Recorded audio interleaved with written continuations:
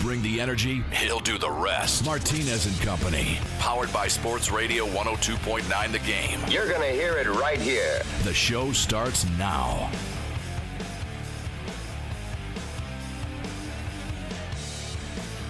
All right, it is Friday, and good morning to everyone. You're listening to Martinez Company here live on the Coastal Sports Network, of course, brought to you by SR1029TheGame.com and Sports Radio 102.9 The Game.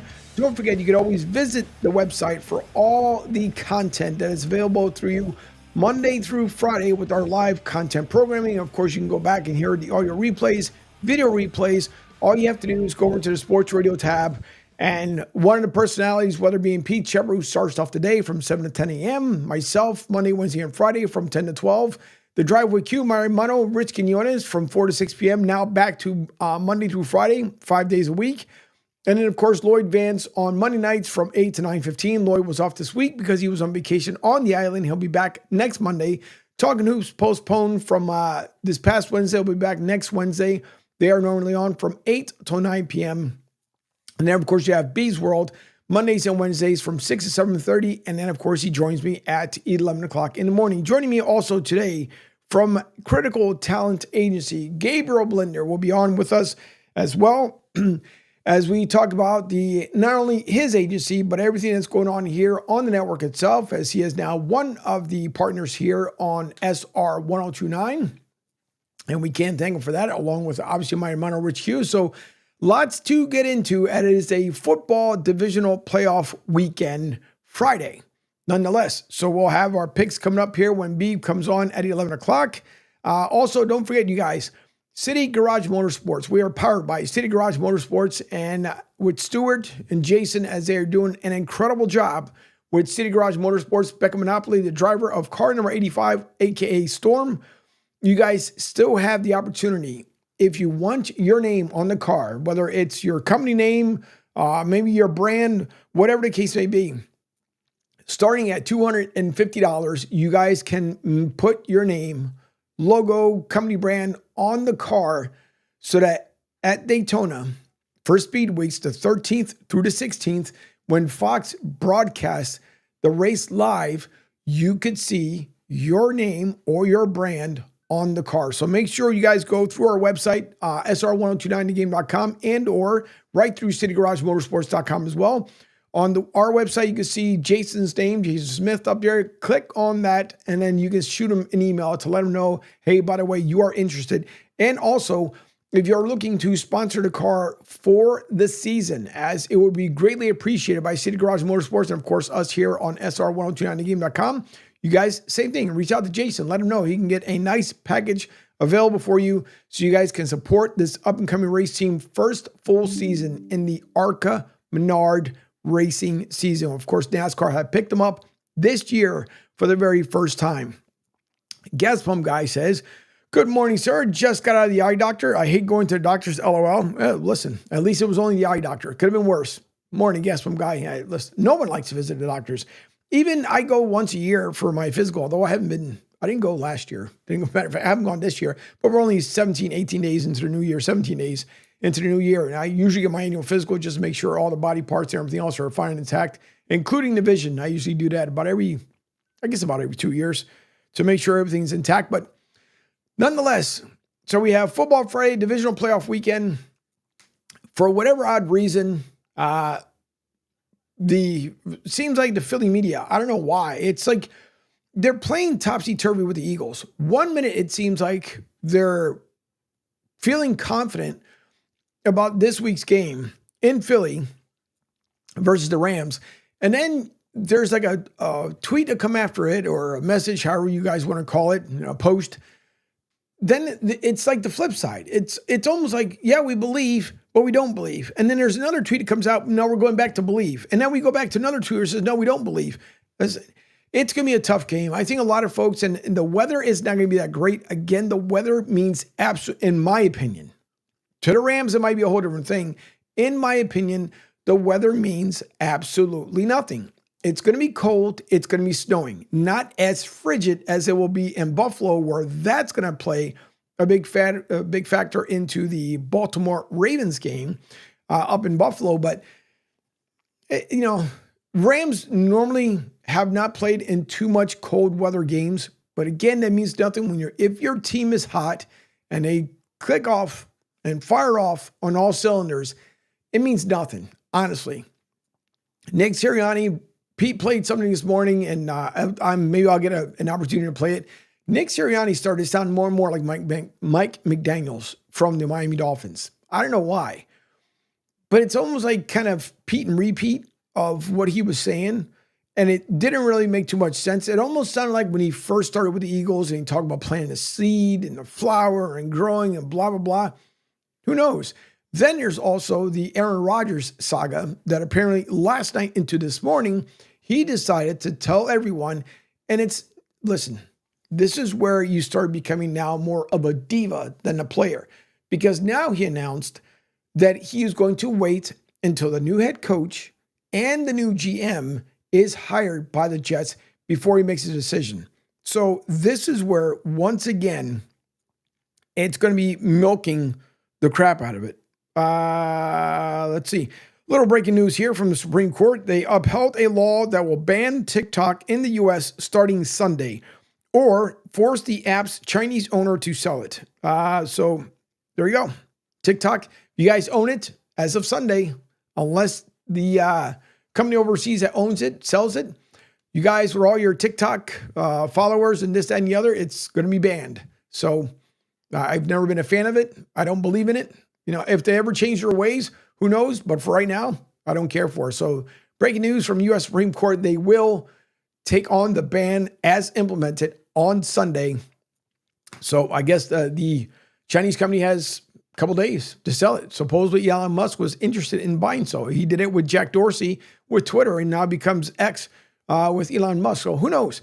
Anyways, that's your breaking news there from the news side of the house. But I'm just not thoroughly convinced at all, to me, that whether the weather plays a factor or not into this Sunday's gameplay, it's one or the other. Saquon has been the powerhouse. Everybody knows it this year.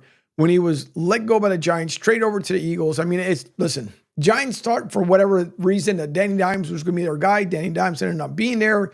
Your head coach, GM, is still there, Brian Dable. And so they're going to rely heavily, especially if it's going to be snowing. And the last time we saw a snow game there, Shady McCoy was the running back who decided to have a field day in the snow. So now it's supposed to be 2 to 4 inches, wet snow, the sloppy stuff, the conditions from what I saw this morning from the Philadelphia feed this morning off of, CBS 3. So I was watching that feed, and they're saying it's going to be a snow occasion on Sunday in Philly. Now, those who go to the game, just make sure, like usual, bundle up, do all your fun stuff. But Saquon was going to be the difference. A.J. Brown, supposedly a report that came out not too long ago, about 10 or so minutes before it went on air, A.J. Brown's knee is not affecting him as much as it was before. Here's a problem. Anytime there's frigid temperatures, everybody knows if you have any kind of injury, excuse me for 1 second. Anybody knows that if you have an injury and it's cold, it kind of amplifies it. And so if his knee's been bothering him with the cold weather, especially folks who have like arthritis, couple things that people don't like. Cold weather, like my grandmother, because it really kind of goes through your bone system. And then heavy moisture, because that condensation in the air for folks who have arthritis is bad. So you figure, I'm not saying A.J. Brown has arthritis, but to say the least, what's going to happen is that it could end up hindering him on Sunday. I'm quite sure it'll be wrapped up. Everything that's proper is going to be put in there. Trevor, what's going on? Trevor Havers, you guys have missed it. He was on this morning with the Pete Shepard Show. Also, the Upper Bowl podcast. If you guys do us a great favor, listen in on the Upper Bowl podcast. Latest one he had released was with Duncan Dad. Take a listen. The Upper Bowl podcast. Trevor, who always does an amazing job down in Miami. And he had mentioned, and we had mentioned, Trevor, if you're still listening, the good thing would end up being, it'd be very cool to be able to do something as the NFL had announced that Miami will be playing in Spain. So it'd be cool to have Trevor out there as he's an Eagles fan. But not because the Eagles are playing, it's because the Dolphins are playing. But it's going to be really good to see. Rick Marcus says Dallas Goedert missing a practice due to illness. Yeah, but Dallas he's been up and down this season. Obviously, he was injured. He came back final week of the regular season, played last week. We saw it, look good. I'm not too worried about Dallas Goedert. I don't think the passing attack is going to be the big thing for both teams. I don't believe Sunday, since snowing conditions aren't always the best ones. Same thing when the ball's in the air. You can't only do but so much on the ground. And obviously, if the conditions are going to be sloppy, that means that Lincoln Financial Field grass is going to be sloppy. So I would expect more of a run attack than anything else. Jay says, my man, LFG, Jay will be joining me here at 11 o'clock. And he follows up with the Eagles will destroy the Rams. Elite LOS versus the young defensive front that destroyed overmatched Vikings offensive line. Listen, I'm not. The week before, you guys heard me. I was convinced and had full confidence in Nick Sirianni. I am not convinced. Do I feel they could win? Of course. On a fan perspective, yes. But I'm on the fence still. Jay, by the way, says, let's see, weather, etc. Saquon Barkley and Hurts difference in the elements, and it will be. And then Jay says, see you at the top of the hour, 11 o'clock. Yes. And speaking of, not even the top of the hour, but it is coming close here to the bottom of the hour. And I will introduce at the moment, as long as I can get this thing to work with me, give us 1 second, and then I'll add Mr. Gabriel to the scene here. So as we normally do, make some work and magic happen here on the show, because I sent him a link before, had to resend him another one. But joining me from the Critical Talent Agency, not only that, but a partner here of Sports Radio 102.9 The Game, it is Gabriel B. I'm not even going to say his last name, because the last name, if I say it, you guys are going to run for the hills, only because it's a very powerful last name. But nonetheless, it is Gabriel. Gabriel, listen, thank you so much for taking some time. I know you got a crazy busy schedule, but I appreciate you coming on the show. So thank you for having me. You're welcome. You're welcome. No problem. So for those who don't know, from Critical Talent Agency, Gabriel himself, listen, somehow or another, I find 24 hours and 30 minutes in a day. Gabriel finds 48 hours, 26 minutes, and 13 seconds in his day for how crazy busy that he is. But Gabriel, to start off, first of all, I want everyone to get a little background as far as behind you, what you've done with your own career, how you're able to get things started, and more importantly, how you were able to get the agency going as fast as you have. Yeah, definitely. Worked at NC for a few years. Kind of, wasn't my cup of tea there. Ended up starting Critical about 16 months ago. Fast forward today, we have almost 68 clients across 7 divisions, about 20 organizational partners from actual countries to, not-for-profit organizations to other corporations, in our similar industry. So it's been a ride, but, a lot of work, but I love it. It's a passion for me. It's great. Yeah. That's the most important part, because the thing is, when you own your own company, your own agency, no matter what it is, if the passion is not there, if the fire is not there, and as I always say here on the network, when it stops becoming fun, that's it. Like, it's over. Because at that point, then you've lost that luster, that feeling to be able to get up every single morning, to push yourself harder in order to make things happen and make it work. So, it's not the easiest thing in the world, especially when you're starting something on your own, because not only do you have to convince your own self to be able to make it successful, then you have to go out there and sell it to other people as well and let them know, hey, listen, we may be a small market radio station, a small market digital platform, but we're doing big things. And it's the hardest thing to convince, because, and I say prior to COVID, companies were more reluctant to, at least, and I'm not saying they're going to open up the checkbook by millions of dollars, but at least they were a little more reluctant to say, okay, you know what? I'll give you guys a shot for like a month, 2 months, 3 months, whatever the case may be.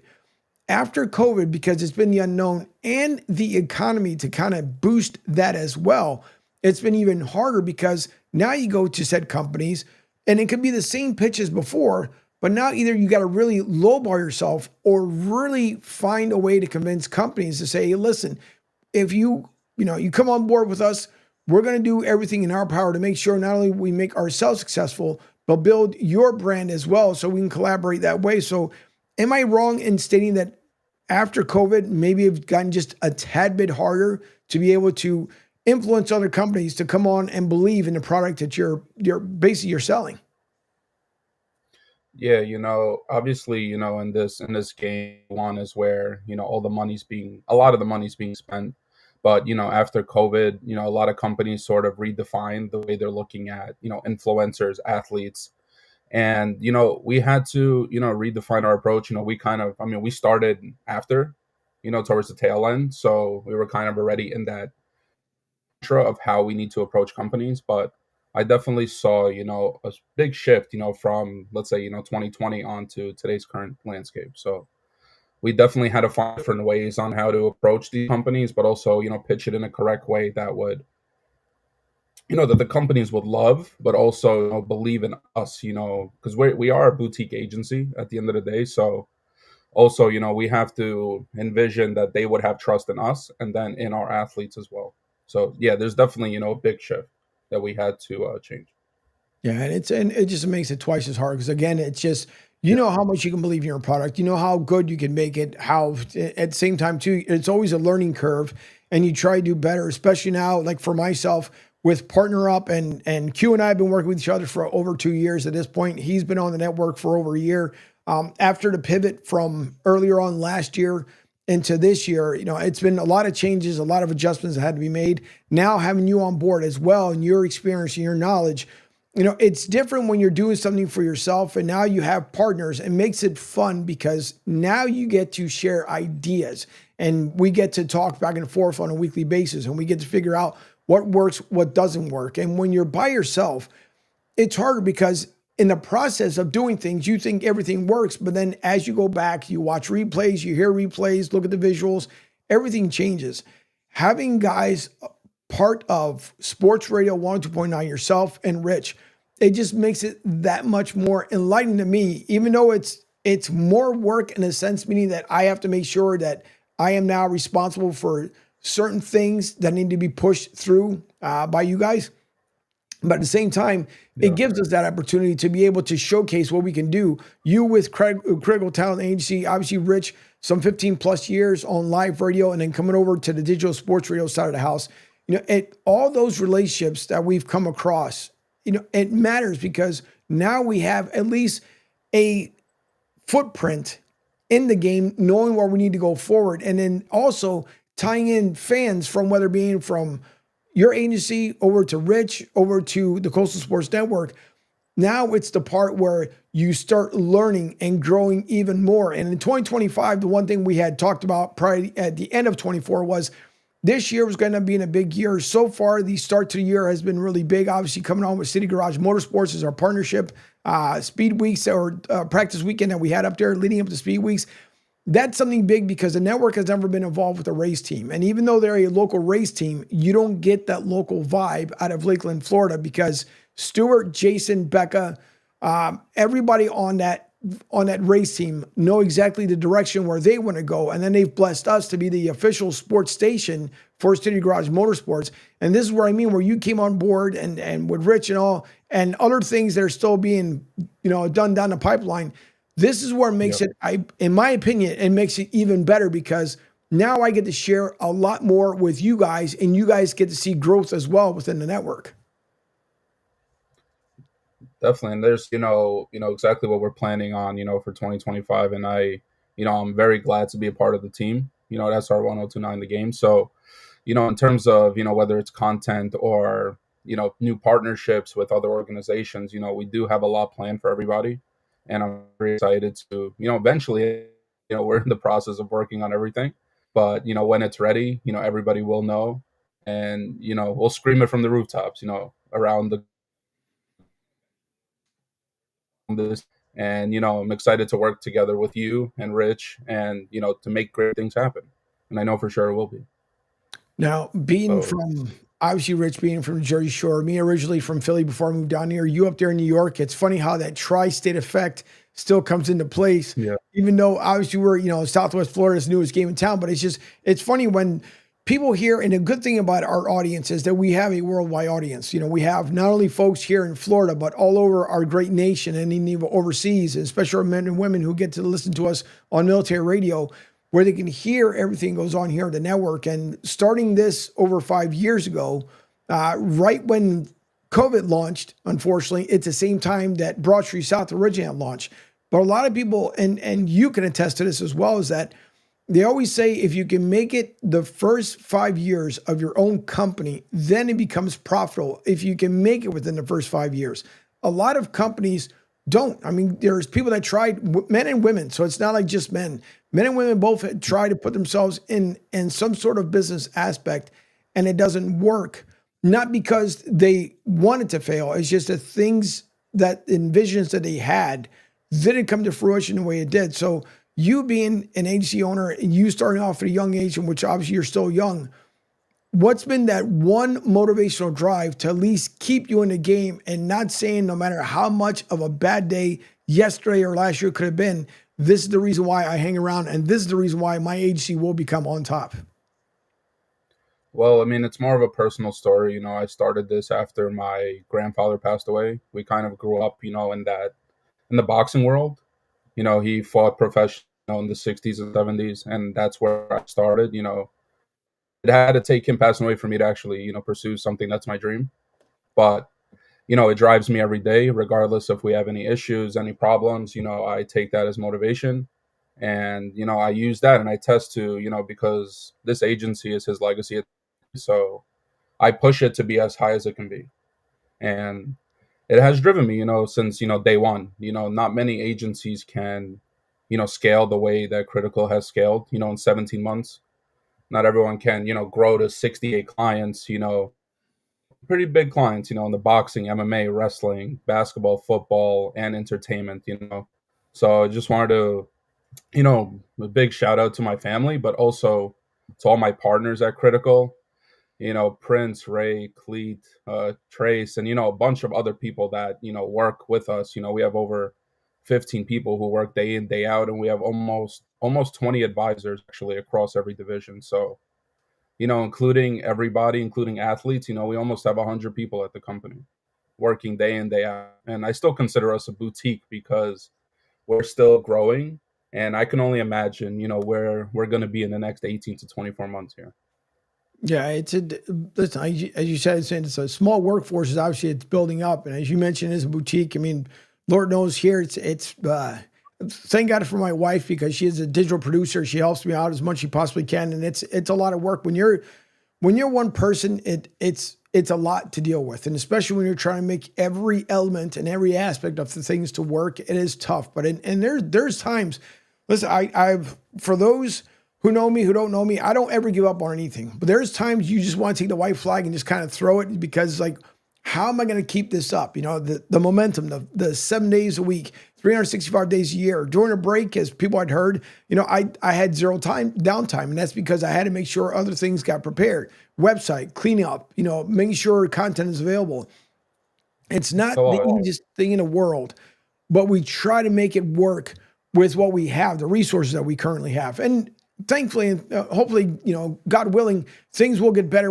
There can be a workforce around so that we can produce much better content, have a more variety of shows. As you had mentioned, and you have boxing, wrestling shows that are out there, and boxing and this one's kind of tough, Gabe, though, because the boxing element back in the day, Marvin Hagler, Tyson, Leon Spinks. I mean, there were household names that you knew, and you were dying to watch the boxing outfits before it became just HBO specific.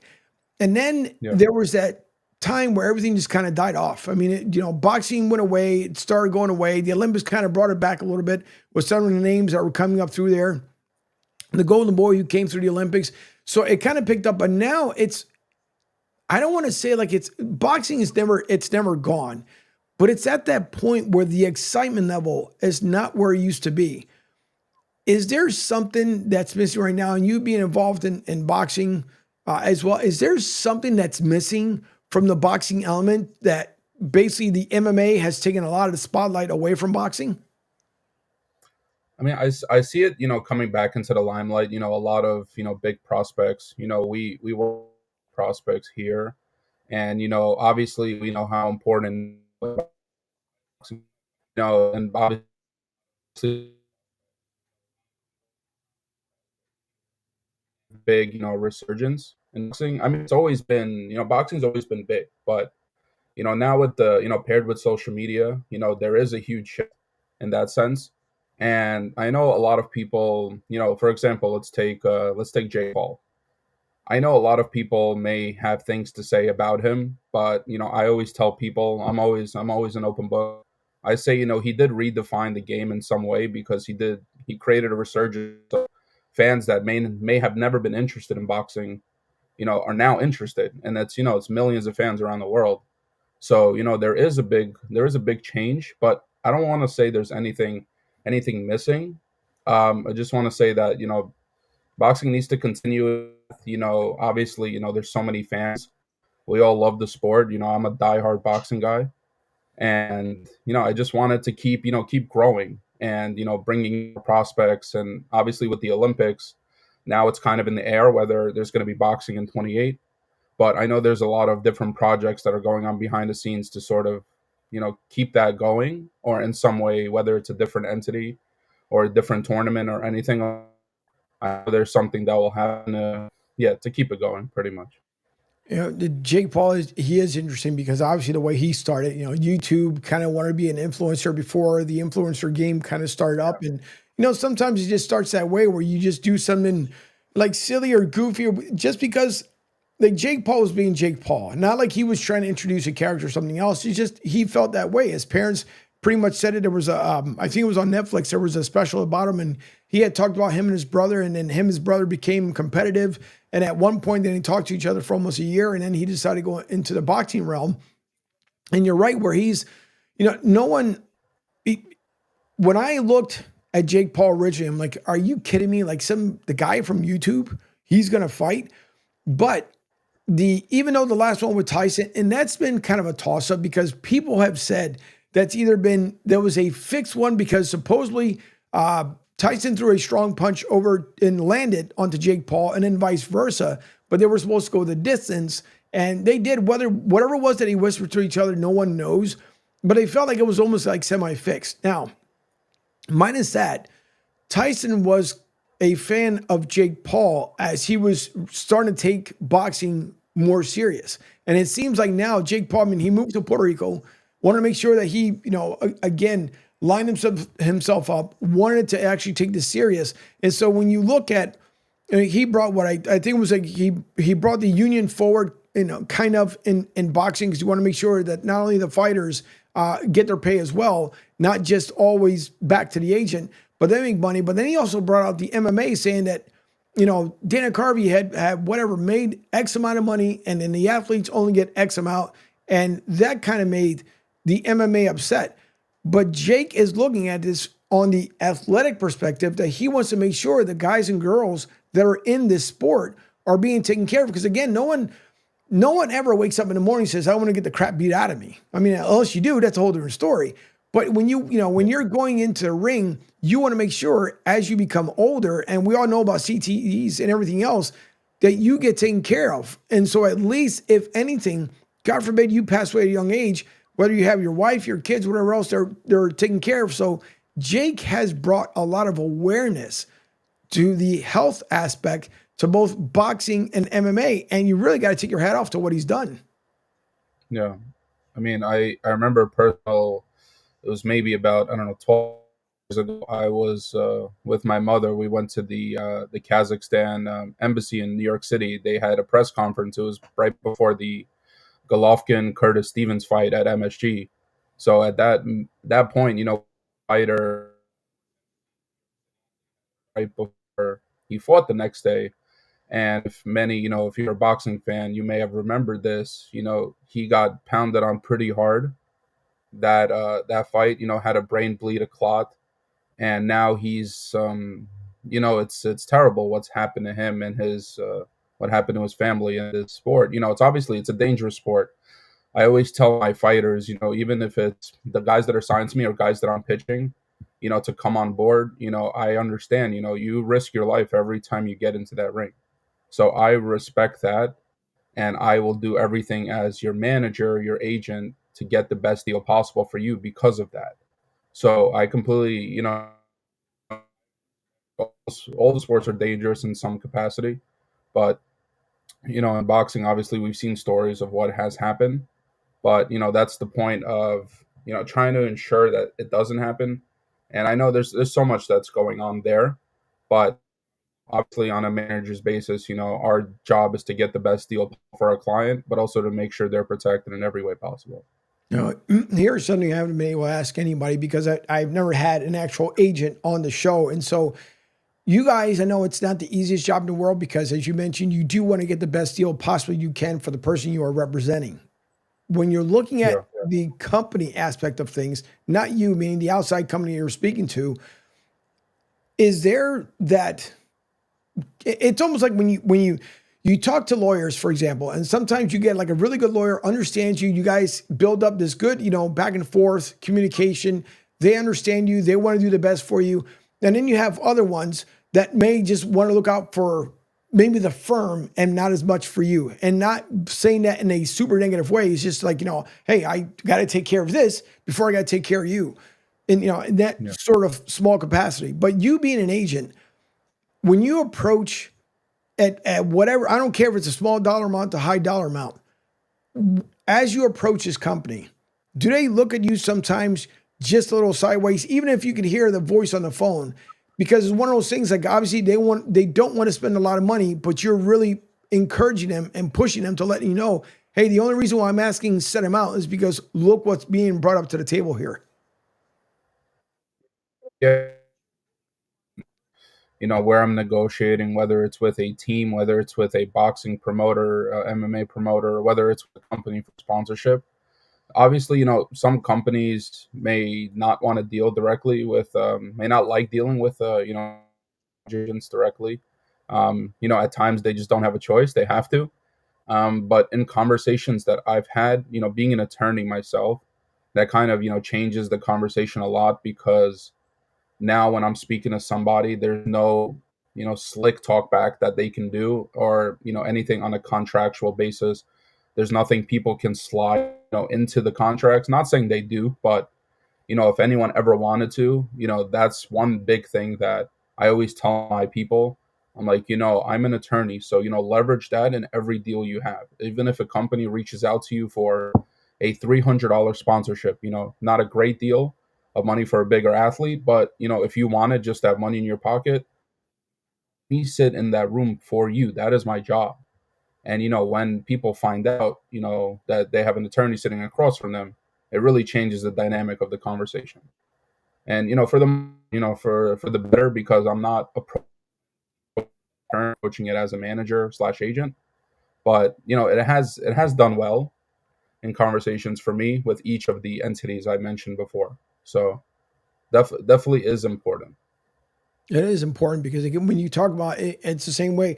The old way used to be you would shake hands, you make a deal. Sometimes if we're going real old school, guys write stuff on a napkin, pass the napkin forward, shake the hand, and off you went. So now it's completely different when you're talking about as far as having someone talk to you, and not everyone. Thank God there's a lot more really good people in this world than there are bad, which is always a great thing because there's nothing worse than to deal with someone who's shady because then it's like maybe they got away with something on the initial talk and then they try it again the second time around and then you catch it the second time and then they throw in your face, oh, by the way, I slid this one by you the first time we try to negotiate. But it is different when you do have a lawyer in the room because then the awareness that it heightens up the conversation a little bit more because you don't want to get, for all intents and purposes, you never want to get the shaft.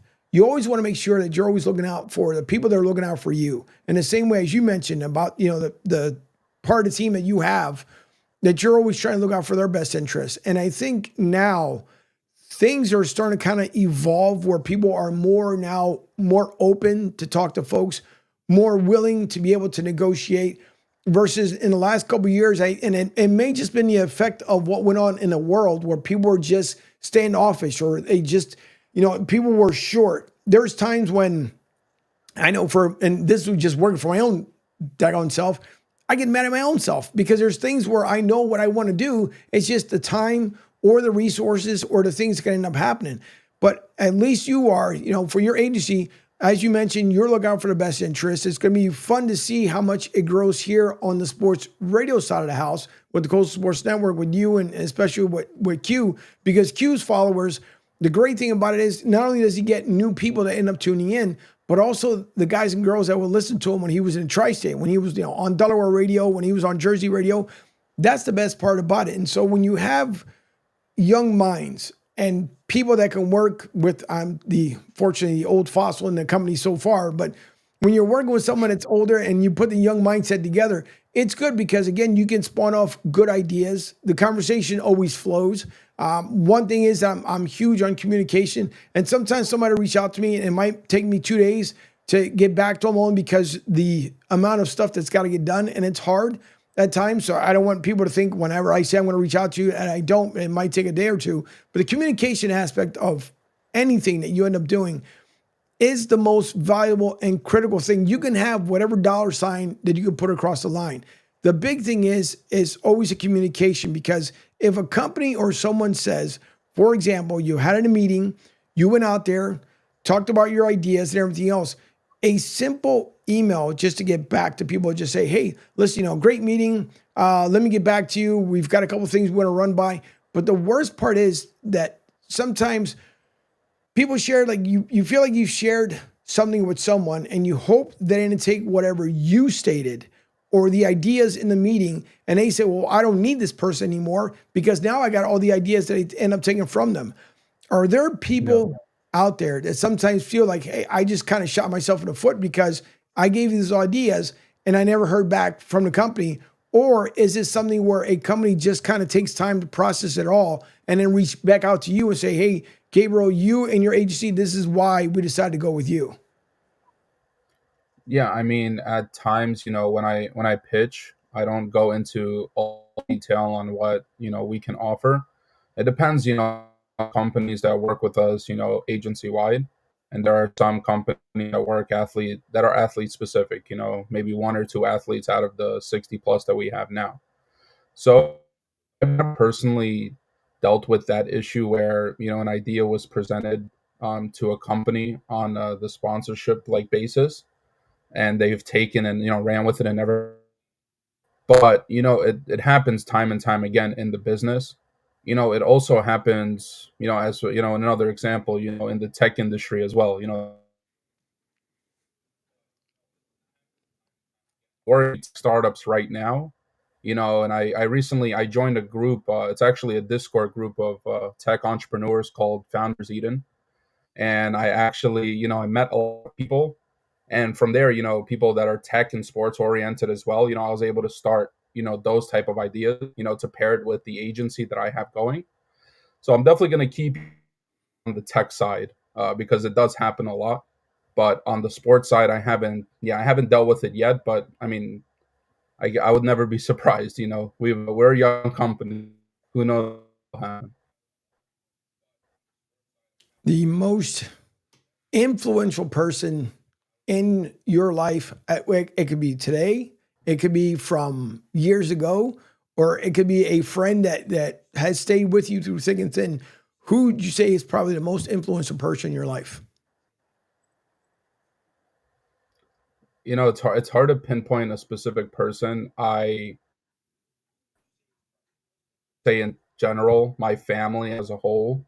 Mm-hmm. So from my story that I recently, told everybody, from, my grandfather motivating me to my wife who supports me, day in, day out, as a startup owner, it's tough. So, and then from my mother, my father, my siblings, my grandmother, my entire family, supports me day in, day out because they truly believe in my dreams and they know for sure I will succeed. So I don't want to point out one specific person, but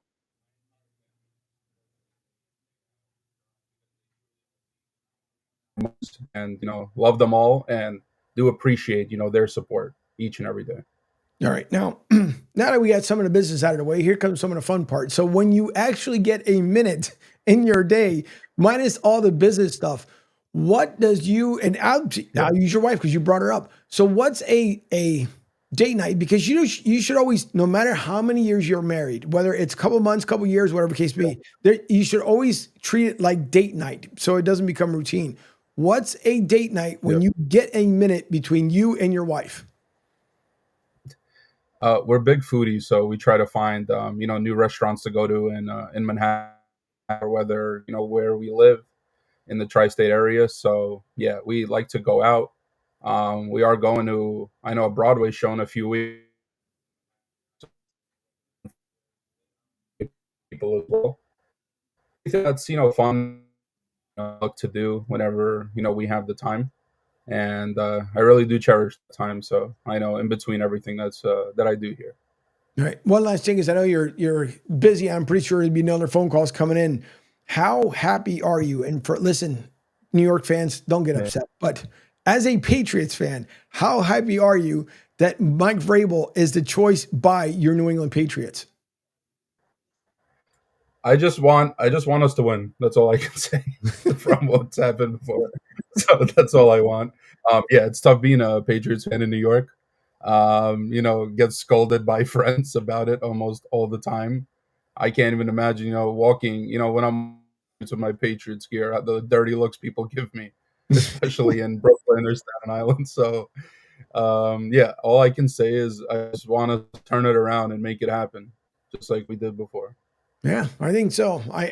We're all on pins and needles to see if your former coach, Coach Belichick, although he added apparently a couple other bigger names down there to North Carolina, so maybe he's not going back to the NFL. I know Rich and I, we had talked about it before. I just think it's one of those things that I believe Belichick is going to stay in North Carolina, unless, because Tom Brady did say he's going to stay with Fox throughout the entire contract. So maybe Belichick won't go to Vegas. But listen, Gabriel, thank you so much. I appreciate your time. I know you're going to be crazy busy. I'm quite sure, if not the White House, someone in the CIA is probably calling you right now to make some sort of deal. So I appreciate you, Gabriel, and we'll talk very soon again.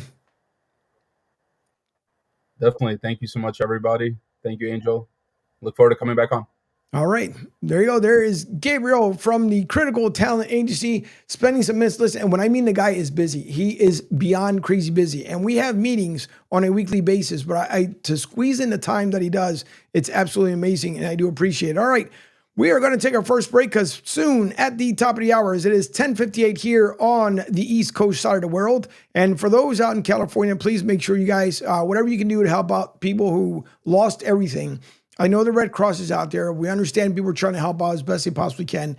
But if anything, say a prayer to the folks out there who have lost absolutely everything out to those fires out in California. But after break, we'll get into it as Jay will join me. We'll start getting into our divisional playoff weekend as we'll have 1 hour left in the books. Again, I can't thank Gabriel enough for coming on with me. I do appreciate it. And I wish, is it 3? Almost like amped up. I do appreciate a comment. Let's go pump for Gabe earlier on as the conversation started. All right, we're going to take a quick break. Don't forget, you guys can still call the show 727-858-6650, 727-858-6650, and make your comments live here on the social media. So we will be back. You are listening to Martinez Company on the Coastal Sports Network. Hi, folks. This is Gerard Moynihan of Moynihan Lumber, and I would like you to know that our company has been selling Anderson windows for over 60 years. See the complete line of Anderson windows at any of our 3 locations in North Reading, Beverly, or in Plastown, New Hampshire, or at MoynihanLumber.com. Hey, everybody. It's Pete Shepard from the Coastal Sports Network. Want to tell you about my good friend Lou DiMuzio and his company. Lou is the president and founder of ACE Technology Advisors. They're big-time tech specialists. At ATA, they're able to craft, implement, and manage the best and most appropriate solution for your business. They leverage their industry-leading experience and their portfolio of technology partners to improve your best practices and infrastructure. So you can get a hold of them at 888-599-4223. That's 888-599-4223. Check them out on their webpage, www.acetechadvisors.com. That's www.acetechadvisors.com. Or you can email them sales@acetechadvisors.com. Check out my friend Lou DiMuzio and Ace Technology Advisors. Kids presents What to Expect When You're Expecting. A teenager. Learning the lingo. Today I'm going to help parents translate teen slang. Now, when a teen says something is on fleek, it's exactly like saying, that's rad. It simply means that something is awesome or cool. Another one is totes. It's exactly like saying, totally, just shorter.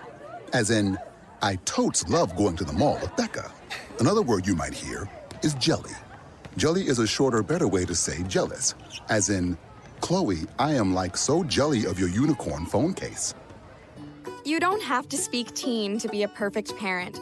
Thousands of teens in foster care will think you're, rad, just the same. To learn more, visit adoptuskids.org. A public service announcement brought to you by the U.S. Department of Health and Human Services, Adopt U.S. Kids, and the Ad Council. This is the story of a very special woman. In a matter of seconds, she turned herself into a great mathematician or an entrepreneur.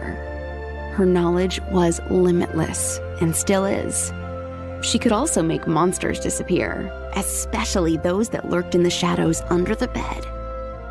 Once, this woman put back together a teenage girl's broken heart, which had been shattered in 1,000 pieces, just by giving her a bear hug. She masqueraded as a regular person at work, but as a superhero at home. Everyone knows her as Gabriella. I still call her Mom. Your hero needs you now, and AARP is here to help. Find the care guides you need to help, complete with tips and resources at aarp.org/caregiving. A public service announcement brought to you by AARP and the Ad Council. Hey, Dad, your prescription will be ready in just a minute. Hey, Dad, your laundry will be ready in just a minute. Dad, your lunch will be ready in just a minute. Hey, honey, why don't you take a minute?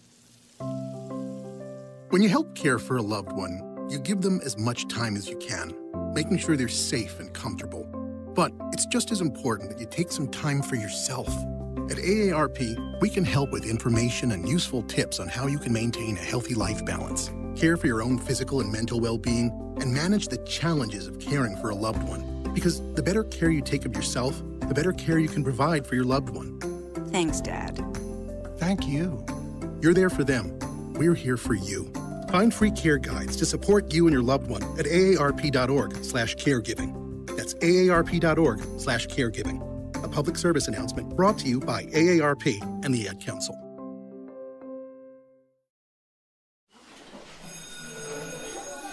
All right, class. Let's hear what everyone did this weekend. Jill? Well, I raised my older sister to a big oak tree. It was at least 100 years old. My mom said I must have set a record or something. And then we went down by a stream and perched up on this huge rock and saw all of these little minnows swimming around way below us. And then I rescued my little brother from an evil slug king who was guarding him at the bush fortress. And my sister and I brought him back to our super twig fort for safety. And then we all laid out and told stories until it got dark. And the Big Dipper led us all the way home. Wow. Awesome. Where were you, Jill? Yeah. We went to the forest. It's not that far away. Anyone want to come this weekend? Ask your parents to take you and your friends to the forest this week and find the fun, adventurous you. It's closer than you think. Check out discovertheforest.org. Brought to you by the U.S. Forest Service and the Ad Council. Download the Sports Radio 102.9 FM The Game app and tell your friends that Florida has a new leader in digital sports radio. All right, here we are at the top of the hour, 11:05 this Friday, January 17th, 2025. And we do appreciate everyone who's making their comments here on the social medias, along with those who are texting to the show, 727-858-6650, as it is football divisional playoff weekend Friday here on the network. I'm pretty sure the phone lines will start lining up here in a moment, but nonetheless, joining me for what I call the third leg of Beeve's World here on a Friday, 11 o'clock, Beeve, a.k.a. Senor J, joining me this morning all the way out from Michigan. Beeve, how are you this morning? I'm doing great, buddy. It's good to see you back running the show. So, just for the internal show business, Angel just hits me up. Beav, your screen's black. I fixed it. So there you go. So the man. If they allowed Angel, he could fix the world. He really could. Lord knows I try, but as we start, the first thing you would do is you would fire Sirianni off the planet. So that would be the first thing you would do. See, you don't even fight it. You just do it. So it's a good thing. Yeah, it's funny because Pete this morning played a clip from Nick Sirianni, and I swore he was trying to trick me because normally when he plays Mike McDaniels, anything Mike McDaniels, it's always followed by Wild Thing by Tone Loc. So I thought he was playing around with me this morning because Nick Sirianni sounded like an inner Mike McDaniels, which kind of blew me away because I'm like, what in the world's going on here? So I thought Pete was playing around with me. He said, no, it's Nick. And I'm glad the whole book thing is put to the side because it just didn't make any sense. Also, you have the AJ knee situation, which supposedly is, he says is feeling a little bit better. The cold air is not going to do, and normally isn't well when you're working with a knee in the cold, just like arthritis. It absolutely stinks. But sticking with the Eagles here for a second, because Kellen Moore has gotten the nod from the Cowboys. Apparently, prior to Sunday's game, they haven't spoken to him yet. So I don't know I don't think Jerry would go to Philly. I think he would send his private jet to Kellen. Kellen would end up making a trip out to Texas land. But they're saying that he's more of a nod than Deion Sanders. I don't think Deion Sanders, and again, nothing against Deion, I don't think he's NFL ready as of yet. But is this much to do about nothing when it comes to Kellen Moore? And why couldn't they wait until after the Eagles are done to then speak to Kellen Moore? And I know it's become more and more of a thing in the NFL. So, Angel, are you asking me to assess the moves and actions of one Jerry Jones? Sure. Okay. So let's go over this real quick for the people at home. The Cowboys fired Kellen Dubois, what's his name? Kellen Moore. Yep. Kellen Moore as the OC. They fired him. So let's promote him now. What is this? The Biden administration? Oh, come on, that was funny. No, I mean, it's just, seriously, it's explain. No, I'm not saying he's not a good coach. He has done a good job with the Eagles, but the Eagles' offense has kind of been hit and miss.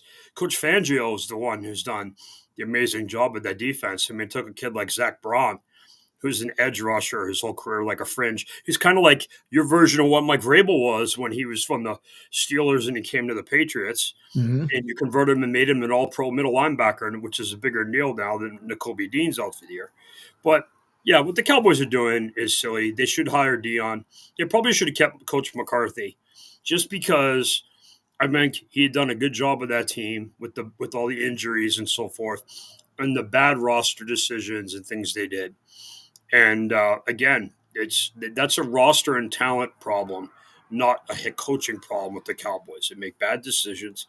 Going back to when Zeke held out, they paid him, and they screwed up their whole chain of command with their contracts and ended up paying Dak probably an extra $20 million a year that he doesn't deserve. But that's the NFL. It is. And you're right, because it doesn't make any sense to me either. Why would you want to interview someone that you fired? If you believe in them so much, why didn't you have him hang around? Because then Angel, I say this probably once a week. You and I are available to consult for any teams that can match our numbers. Your numbers will be higher because you're an Eagles guy. I'm for sale. The $1 million man and Virgil show up. I'll be cleaning his feet. Do whatever you want. Just pay me. I don't care. It's just these teams are some of these things they do. Like, explain to me like what the Bears are doing. They've interviewed like 75 guys. And there's no consistency in what they're doing. They're going to listen. And I'm not a huge Caleb Williams fan, but they're going to ruin that kid. They're going to ruin that kid. And he's going to help contribute to his own ruining. But how you doing, Joey B? Good to have you here, buddy. Yeah, ready to rock and roll, baby. Rick says he's got $1.50 to pay you there, Beef. Well, okay. So $1.50 is low. Add a couple of zeros and we'll negotiate. But it just... Yeah, go ahead. Yeah, it doesn't. To me, it doesn't make any sense either. I mean, even with the Bears. So if again, and I haven't heard, and I could be wrong, I have not heard Mike McCarthy interview with the Bears as of yet, unless I as can explain this. I can explain this. okay, They want Ben Johnson. I think they want Ben Johnson. Ben Johnson is down to the Raiders and the Bears. The Bears, I think, want Ben Johnson for a couple of reasons. Obviously, to work with Caleb Williams, but it also hurt the Lions, supposedly. And we'll see. There's been a million teams that have lost coordinators, Super Bowl level teams, and they've been okay. You guys went through this a couple of years ago. You lost both coordinators. The team that lost to the Chiefs, and then you had the two coordinators leave. The one guy's the coach of the Cardinals, Gannon, who's good, and the other, who was the OC? Oh, the OC is the guy. Is he the Colts coach? I can. Yep. Yeah. Okay. So there you go. There's your two guys. So, and no, one of them's a mess because he's got Anthony Richardson. Yeah, Joey, you are correct. Well, I'll talk about it a little. I'll talk about it to the best that I can when we get to that. But let me talk about the Cowboys mess. We could do a 24-hour show on the Cowboys and aren't having a good team. Yeah. But no, again, I've said it. The two teams that need a major culture shock that have a sustainable, decent team are the Cowboys and the Steelers. For similar reason, they've kind of gotten stale in what they are. The Bears need to shuffle the deck, move the chairs around, and get good. You know, like a Sean McVay type. They need like what Dan Campbell was here. And the funny thing is, and I brought up the point about the Bears interviewing like 75 guys. I think Angel and I are being interviewed at 2 and 3 o'clock later today to be the Bears coach. Possibly. They couldn't afford me either. When Dan Campbell first got here, I've been to training camps and practices that Dan's been here. What he installed and what he put in is the same stuff they're doing now. So he had a plan. This is what I want. This is how we're going to play. And they were losing games earlier, but they were beating the hell out of teams. They were injuring dudes. I went to the Arizona game late in the season, Dan's first season, and they injured like 10 players on the Cardinals. They got the ball and they put together like a 10-minute drive to start the game. And they ended up winning that game. That's the famous welcome to Detroit, Dan in the locker room that everybody's seen, you know, because he does a speech to the team after. He says, welcome to Detroit. And I sat there and I'm like, this guy is a prison warden. And teams started coming to Ford Field. I almost said Citi Field. The Mets are on my mind because of Pete Alonso nonsense. So the Ford Field thing just became a warden. And Kathy and I, my business partner and her son, went to the Jacksonville Lions game when the year the Jags made the playoffs. I think that was 22. And it was broke Trevor Lawrence in half. So it was funny. We were going there to see one of the third string quarterback on the Jags is from my hometown. So, but no, the Lions are. I mean, you'll see it Saturday night. How nuts the crowd's going to be. I mean, the lowest ticket to get into the stadium is $1,000, Angel. That's insane. This fan base is insane. If you haven't noticed, and they're starving. We haven't had any success. We haven't had any success. You know, two of the greatest players in history of NFL quit playing football because they played here. Calvin Johnson and Barry Sanders for different reasons. Barry's just a turd and Calvin was hurt. But no, it is what it is. But we'll see. But no, again, the Bears are that's an interesting job. And to me, I've always said this is a very overrated franchise. You take away the Ditka era and then the Lions. And the Lions had good success in the 90s. I think they made the playoffs like 7 times. And obviously they've had, before Dan was here, Jim Schwartz and Coach Caldwell made the playoffs a couple times. And obviously they had the winless team that won 16. But they've had, good success here. And we'll see. But it is what it is, buddy. It is what it is. See, Jerry Jones is excited, though. Angel, you and I are talking about the Cowboys, and they haven't played a game in about 3 weeks. So last meaningful game they played was about 1917. So there you go. Well, actually, that Green Bay playoff game where they got housed last year. I would love to know, and I don't think anybody's put out there yet. I would love to know how much the season ticket holders from Minnesota paid the season ticket holders in Detroit to be able to watch them lose. But I know it was a good amount because it was a good exchange going back and forth. But Even, by the way, just so you understand this, there probably weren't even 500 Vikings fans at that game. So I don't think a lot of those people bought those. They might have secondhand sold them to somebody else, but there was no big surge of fans. And if somebody's in that stadium with visiting fan tickets and connections, right, it's in the far end zone, way in the upper deck. And by the way, one of the things that's cool about Ford Field, there's really no bad seats in there. It's a really nice place. It's a really good facility. And, Detroit's kind of rebuilt under Mayor Dugan, who's done a tremendous job. And that area is good. You got the Tigers are across the street, Comerica Park, and LCA, which is Little Caesars Arena, is up the street, which is the Pistons and the Red Wings. And you got the Fox Theater. It's a nice area. There were certain areas back in the day when you went into Detroit where the rats carried machine guns. But, you don't have that problem anymore. It's not quite – it's not, back to RoboCop. And okay, Joey wants me. I'll talk about Bob Uecker and Tommy later, but I won't forget you, Joey B. I'll talk about Tommy right now. Sure. What he's put out and the statements he's put out through his agent, Don Yee, that's what's going on. As I am aware, Tom and I do not talk about this. I was working on the Lions-Redskins game, Commanders-Lions game right before I came out here with Angels. So business as usual. The Raiders thing isn't a new thing. It's been an ongoing thing. And, whatever Tom wants to do, we'll do. But I fully expect him to fulfill all contractual obligations and be back on the airwaves next season. And he's having a lot of fun. He and Kevin have done a great job, and people are starting to buy in and enjoy the telecast.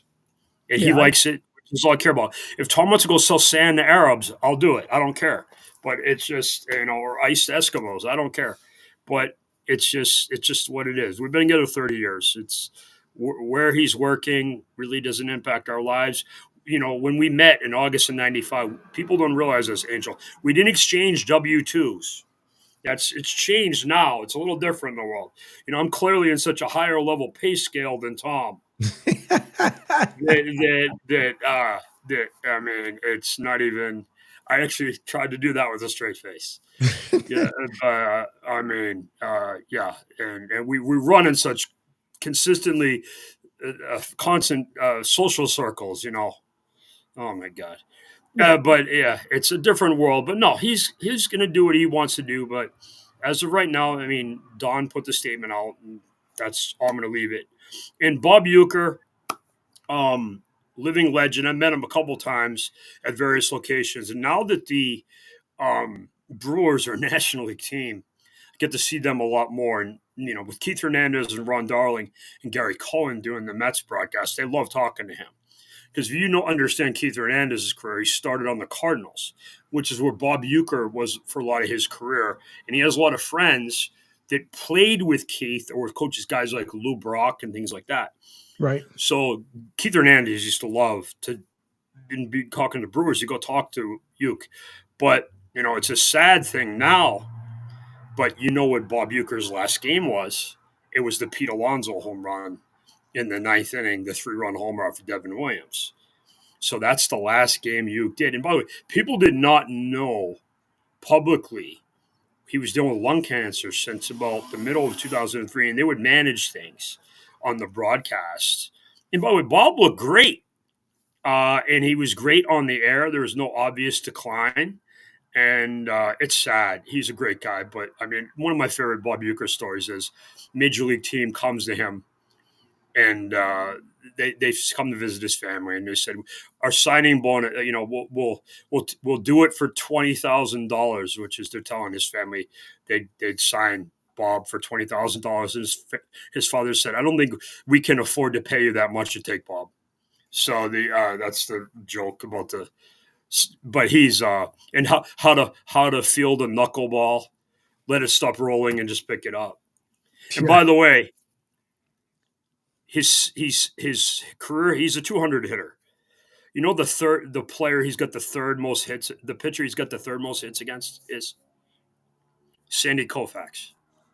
Oh, wow. And he hit a home run. There's Ray Sadecki, he hit 2 home runs off of. There's I think he hit 13 other home runs. He hit home runs off 3 Hall of Famers.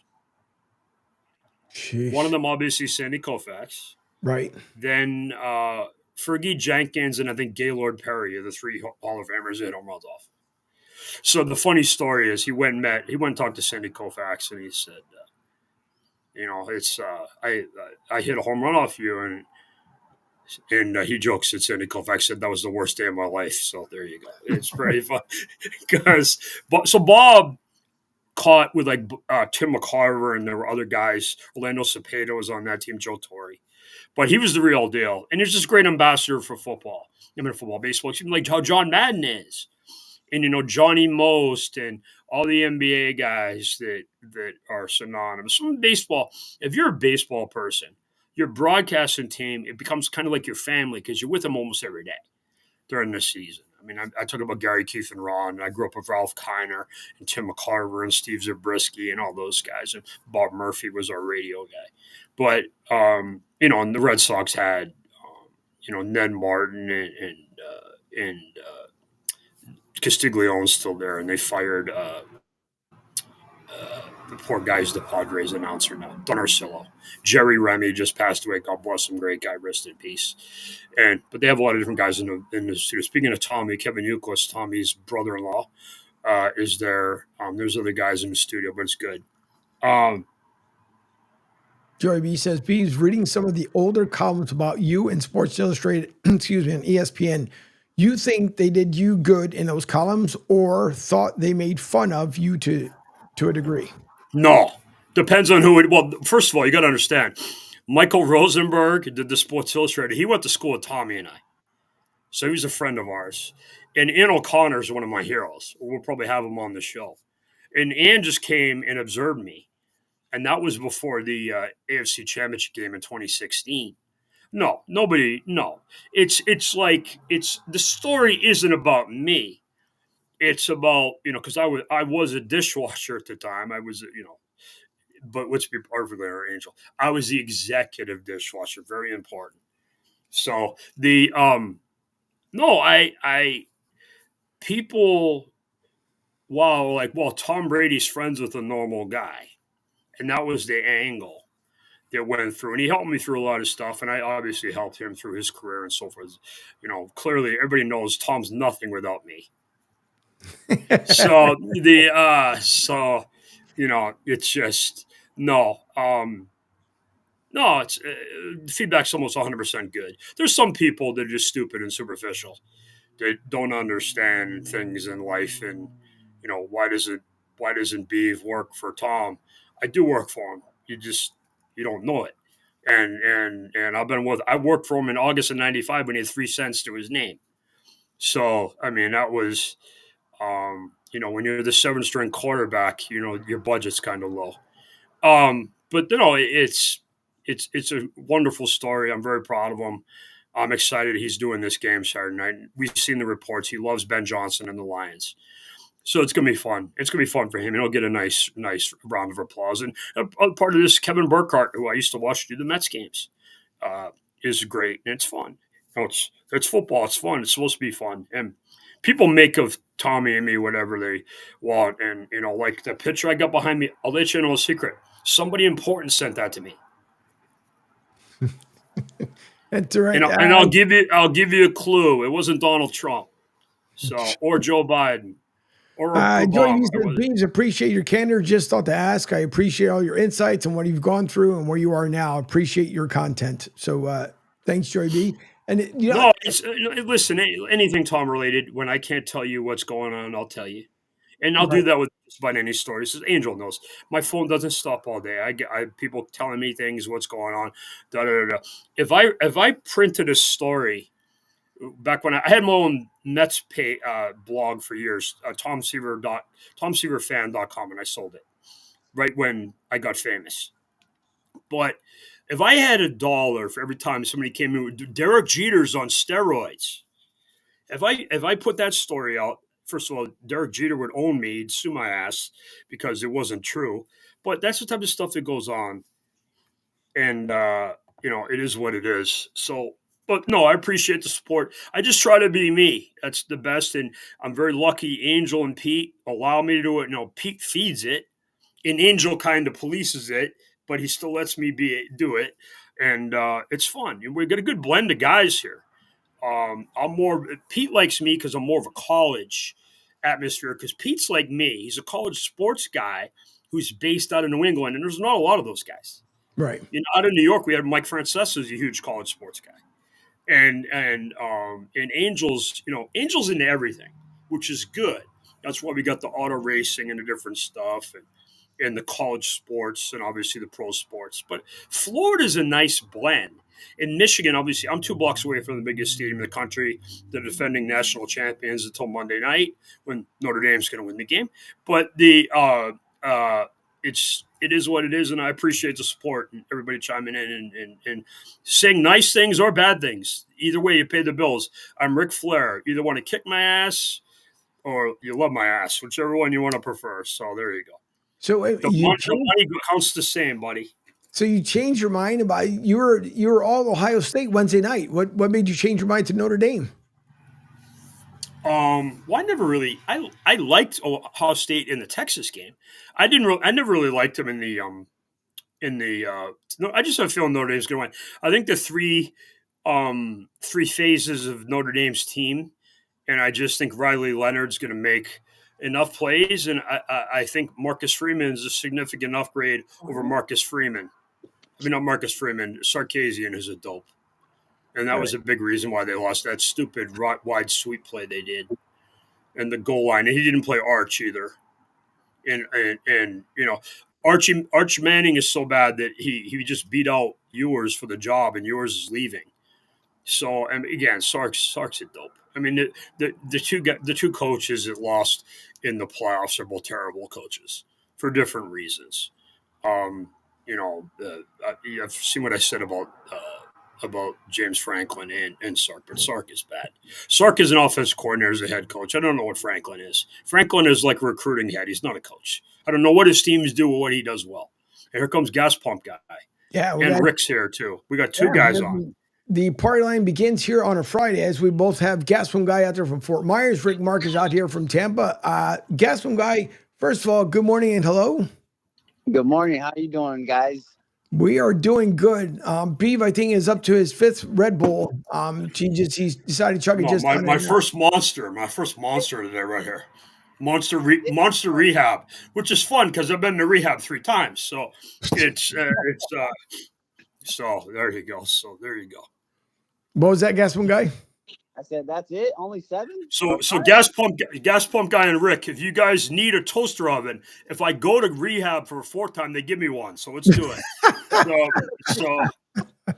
If you're really ambitious, when I get to 5, steak knives. There you go. Oh, nice. Yeah. That'd be a treat. Rick, first of all, hopefully you're staying a little bit warm. I know it's not as cold as it's been last week, but hopefully you're not out there on the tarmac.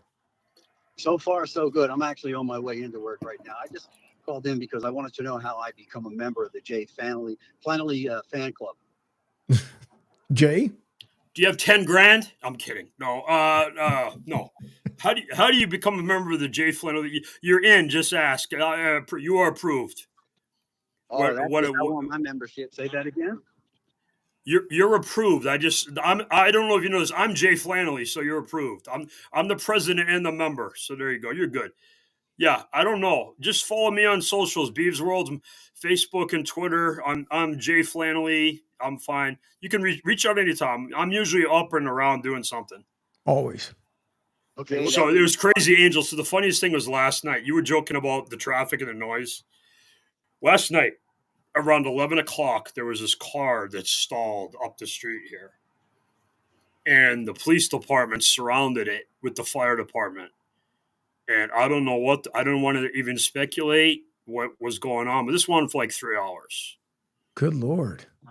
So, and when you consider it was about a block away from the big house, you can figure out what they thought it was. Maybe something that begins with B and ends with O and has OM in the middle. So, yeah. So, see, I know how to do things, Angel, without getting sued. That's one of my techniques. Oh, that's so good. I teach people to spell. I'm an educational maven. So, but yeah, and that went on for like 3 hours, and I was like, and I'm looking out my window, and I almost went out and talked to the cops and like offered to go get them donuts or something.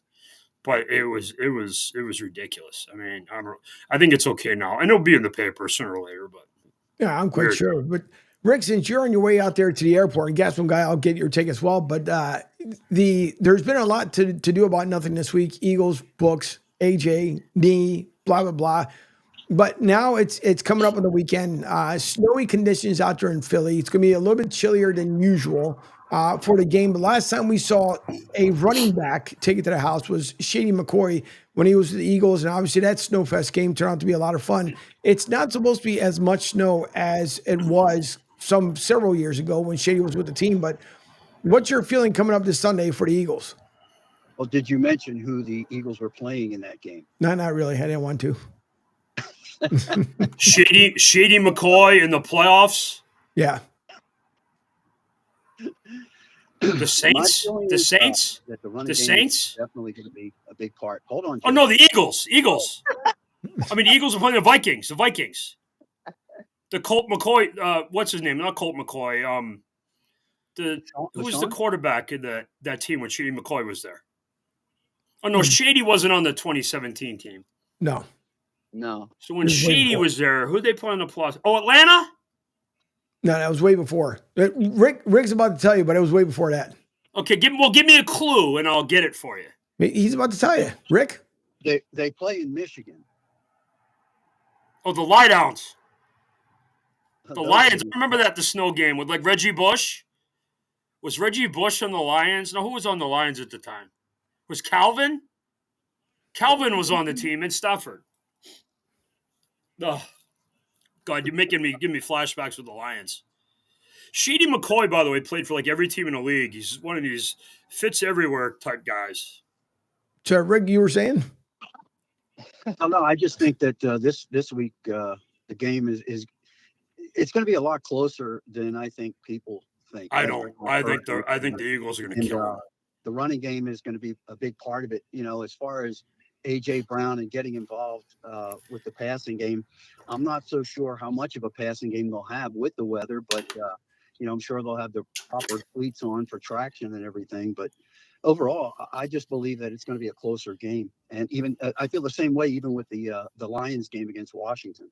And I know Jay said it's not going to be close either. It will be a blowout, but that's just my personal opinion. Yeah, I think to me, the whole thing when it comes down to the Eagles guys just don't think the Eagles are that good. I think it's funny.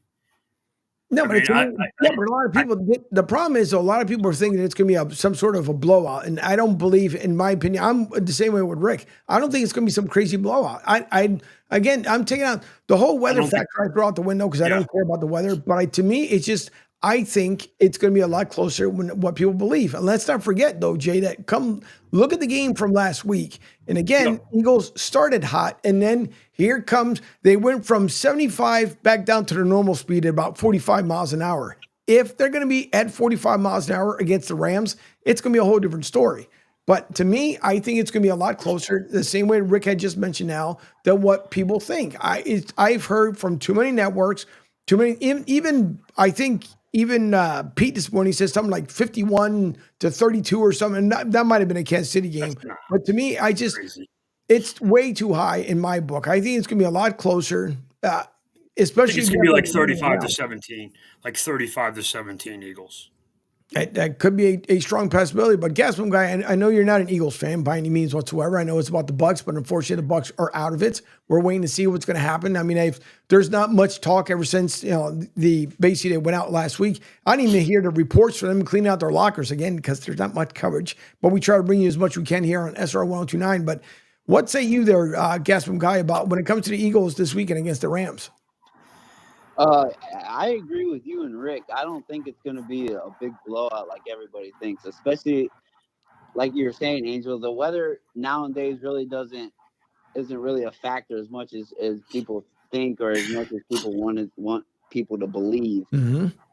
Like when the Bucks played against the Eagles. Sorry to bring this bad memory up for you there, Angel, but when the Bucks played against the Eagles in the playoff when they went to the Super Bowl, everybody was saying, the Bucks aren't going to win because it's below 40 or whatever, and they went in there and they owned that place. They shut the vet down. So I really don't think it's going to be a high blowout score like everybody's saying. I think it's going to be a lot closer. I think the Eagles will try to run it more and control the clock a little bit more, and see what the Rams got, man.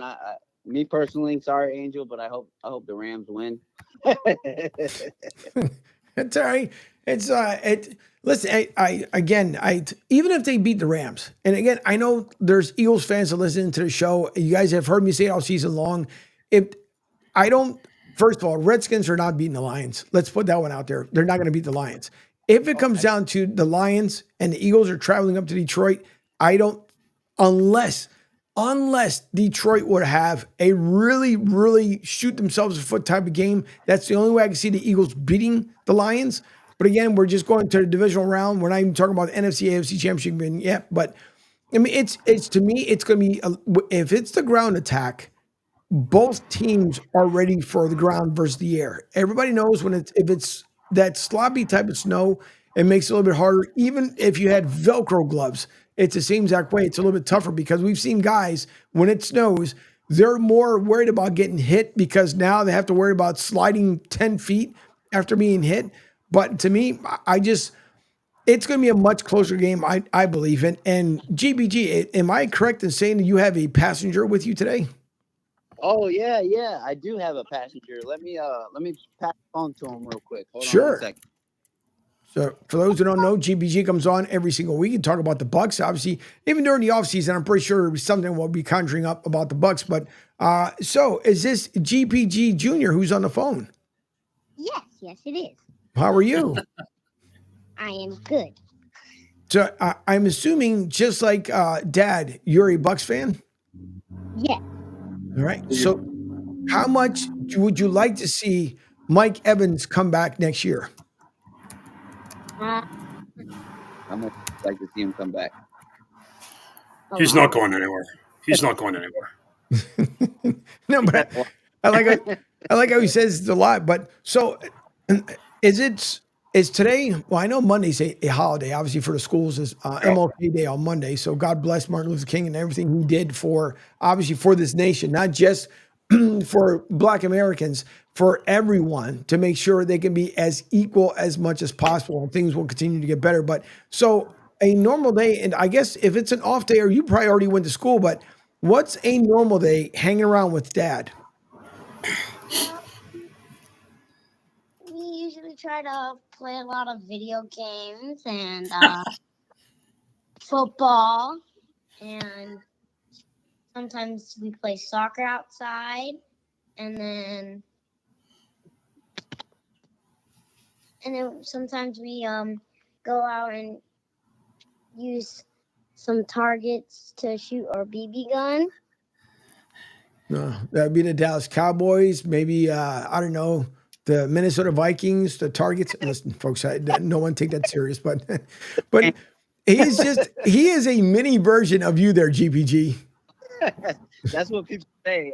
I wish I would have got the link so we could have been on the video. So a lot of people say he looks like Mom. A lot of people say he looks like me.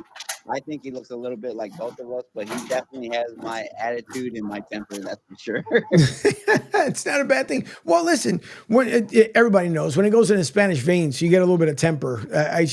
We're naturally born with it. It's just the way it is. But maybe next Friday I'll get you guys, if he's around next Friday, I'll get you guys a link so you guys can both get on there. By the way, Rick and GBG, you guys can't see this, but Beef, I've been wondering, it looks like he took the Boston Bruins B and just attached it to your hoodie. What's going on with the B there on your hoodie?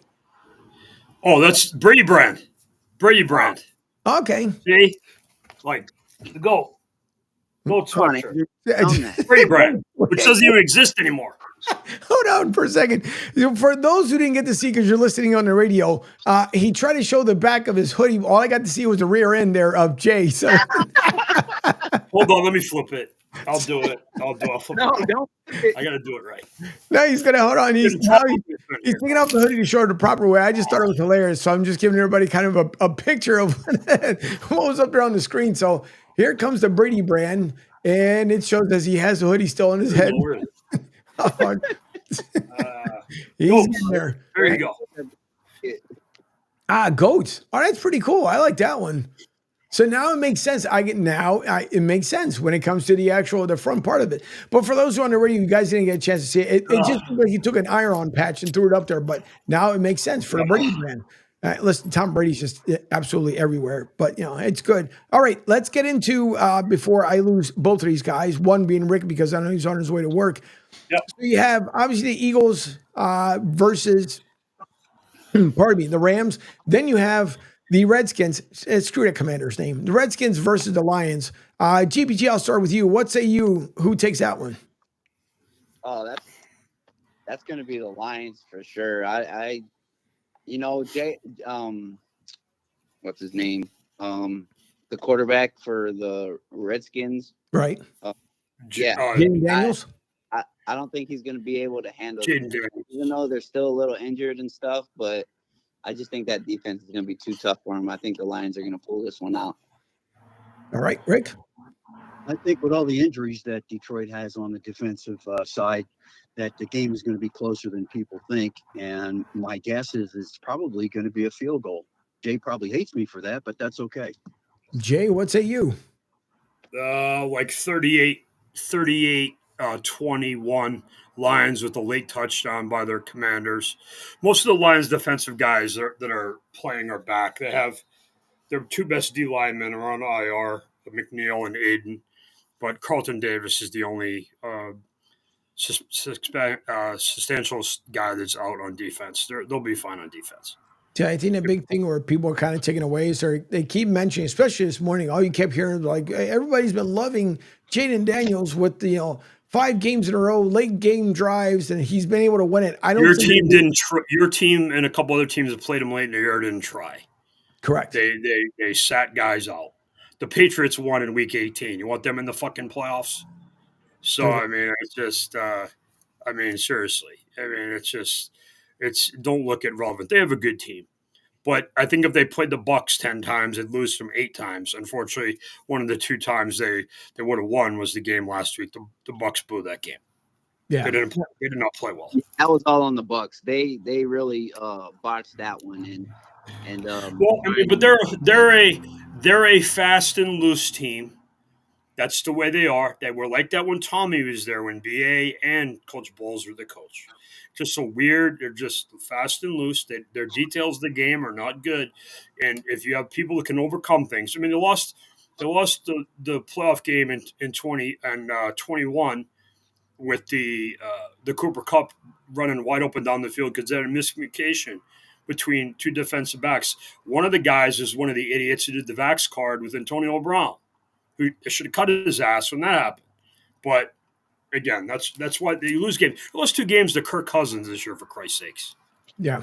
And by the way, Duncan Nat, he had a couple of comments came in earlier. He said he used to know a guy who used to do steak knives. I'm not too sure who it was. And he said McVay versus Nick advantage Rams and Stafford versus Hurts advantage Rams. Yeah. And the Eagles D-line will own the Detroit's offensive line in a dome. And completely wrong, but whatever. The last one. And by the way, Duncan Dad mentioned Sheedy McCoy. Sheedy McCoy also got a ring with the Bucs. Yeah. He got a ring with the Bucs and the Chiefs, I believe. Yeah. Well, that's all right. He's there you go. I got a quick question before I go, Angel. Sure. As an Eagles fan, do you think that the reason that everyone, as far as Eagles fans go, believe that the score will be closer, even though the Eagles have a lot of talent? Do you think the feeling is more like we don't know what players are going to show up? Yeah, it reminds me of the Donovan McNabb days. Any other given Sunday or playoff weekend, you just didn't know who's going to show up. And to me, Nick sounded a lot more confident the week before prior to this week. This week, it sounds he's more jittery. He has no idea what's going on. And it's like almost like what Becca said when we were out there at Daytona last week. He needs a wedge adjustment is what he needs. I don't know exactly what's going on next year. I'm not convinced he has a steady game plan for the Rams. It's almost like he's just gone and played some video game like Madden 25 or even Madden 19 and try to figure out what the exact game plan is going to be against the Rams. But that's how I feel about that one. But yeah. I think what I'll do maybe is make my way over to Tampa Joe's this weekend and possibly bring a book with me. All right. Dude, listen to you guys talk about the Eagles. I mean, can you imagine you guys talking about a trash team like the Patriots? I mean, it's hilarious. But listen, Sirianni brings this on himself. There's a circus on the sideline almost every week, whether it's A.J. Brown reading a book, Dom doing something, him fighting with one of the coaches. There's always something going on. And it's a very unstable environment. And I don't even, honestly, I'm not even being funny, and Angel's going to love this. I don't even know what Sirianni does. He doesn't call the plays. What does he do during the game? He holds the chart and then talks to Dom, and then Dom makes the calls and sends it back over to Nick. That's who does that.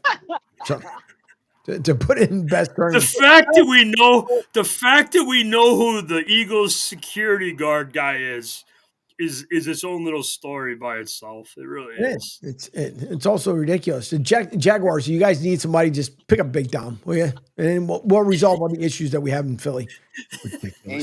Talk about your best friend.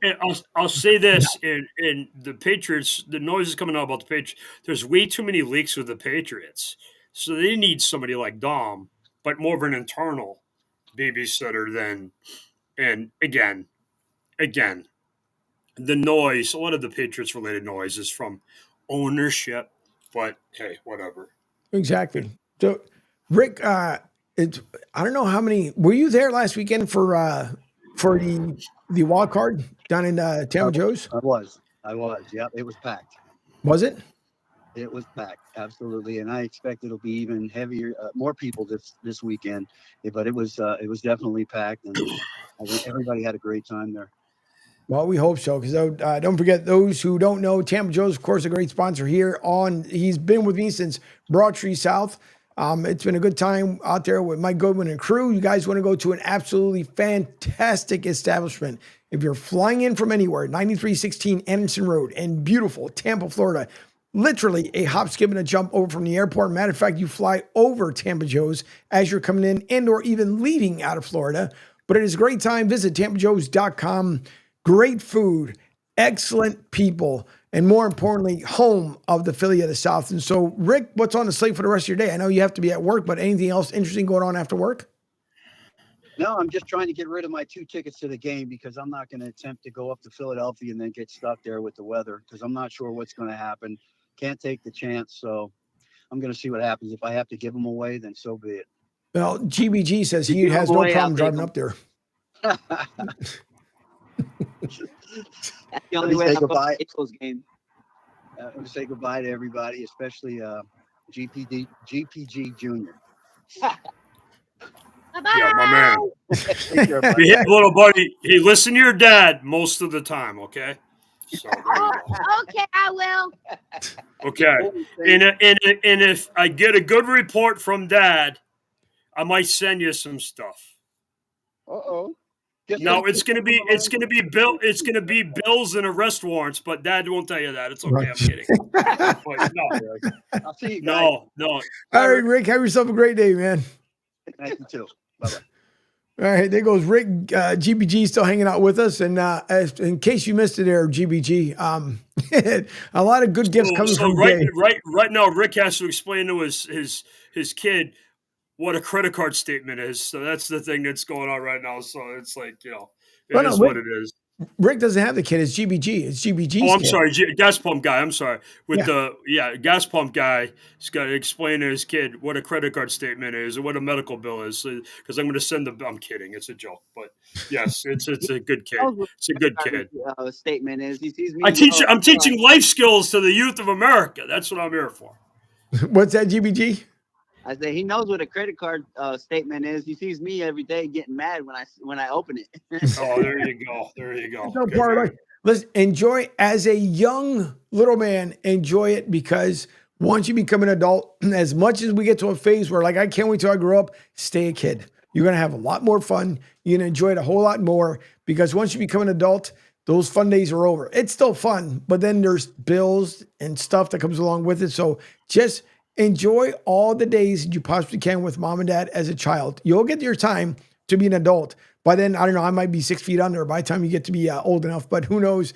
But nonetheless, let's GBG Junior, make sure just enjoy everything that mom and dad provide for you. Okay. But all right, so let's see, now we got Casey, who's hosting. Who am I? Ravens is in Buffalo. So I missed it. Who am I missing? Holy craps. I just drew a brain fart.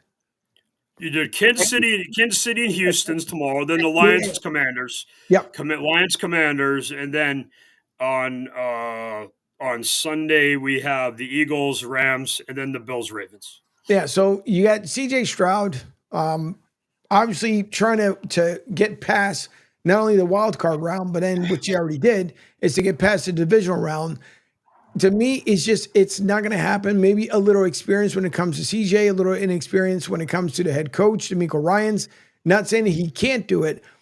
3 weeks that you figure a lot of the KC players have been off, so they are fully rested and ready to go. It's the first time we've ever heard about Patrick Mahomes being in complete rest for 3 weeks. I'm quite sure maybe for half a second, he might be a little bit rusty, but then he'll get back into his usual form. So I'll start with you, GBG. What say you when it comes to KC and the Texans, that game on Sunday? No, tomorrow, excuse me.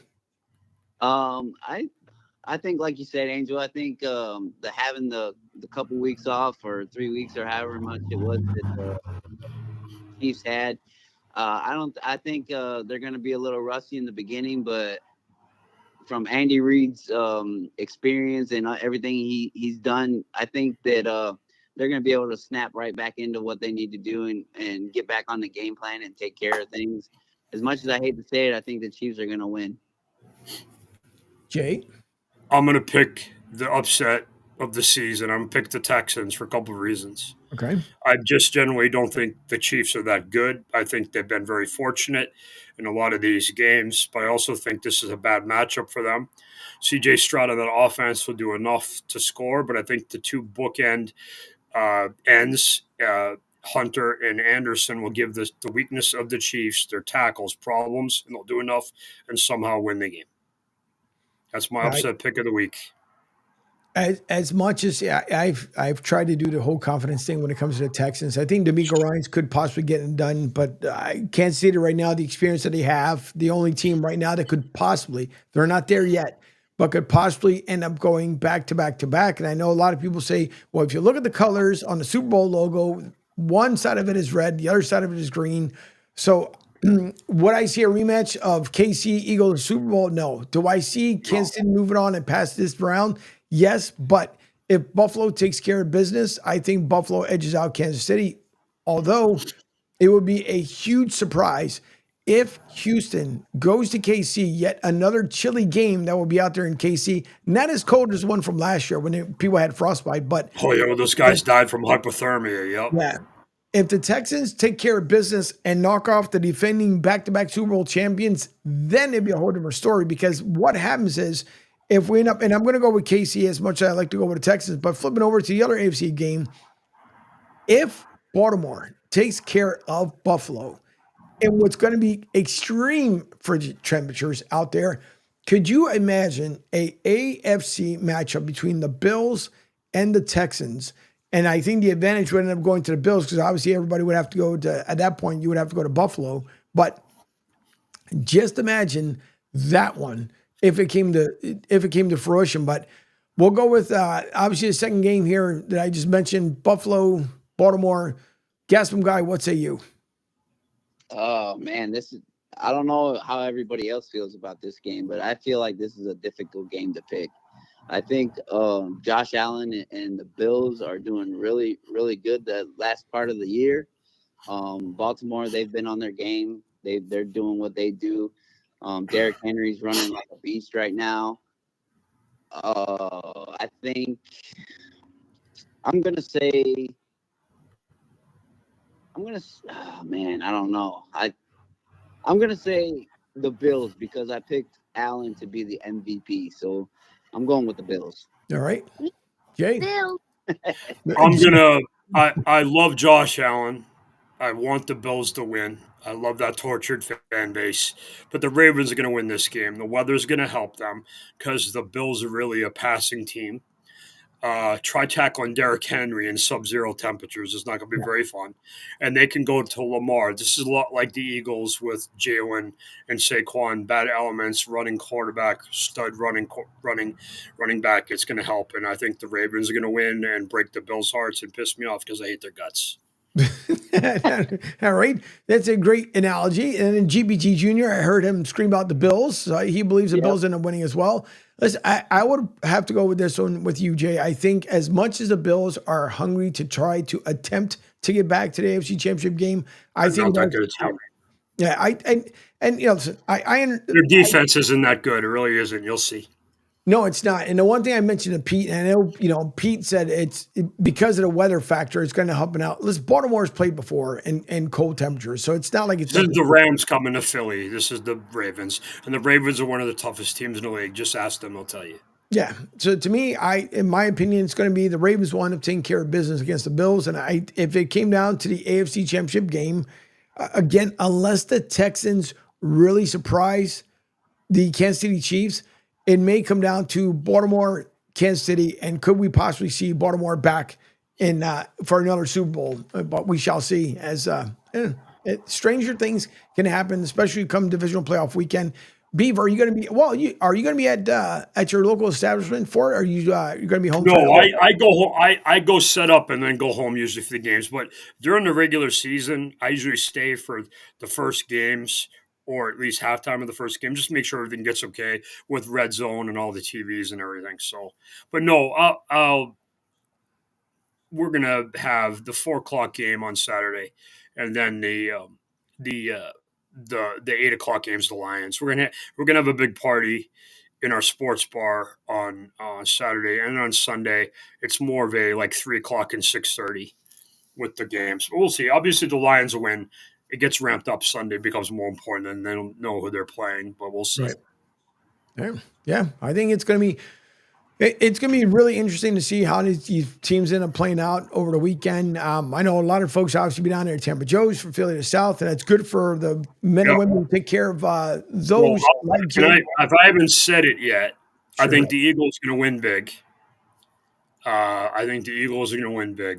I think the Eagles and Lions scores are going to almost be exactly identical. I think the Lions is going to be like 34-21, and yours is going to be like 31-17. The Eagles are going to win 31-17. I'm still not. The Eagles going to win the game, and then Angel's going to be there to fire Sirianni after the game. So it has changed my mind at all. I joke about they hand him the Super Bowl trophy, and then you throw him off the stage. Angel's like the nicest guy in the world, and he hates this guy. Yeah, I would. And he doesn't even hide it. He just says, "Yep." I would go to who's the New Orleans. If the Eagles made that far, I would say, Jeffrey Lurie, listen, do your quick speech. Hurry up, everybody. Say what? Give me that trophy, Nick. Thanks. Here's a photocopy. Beat it.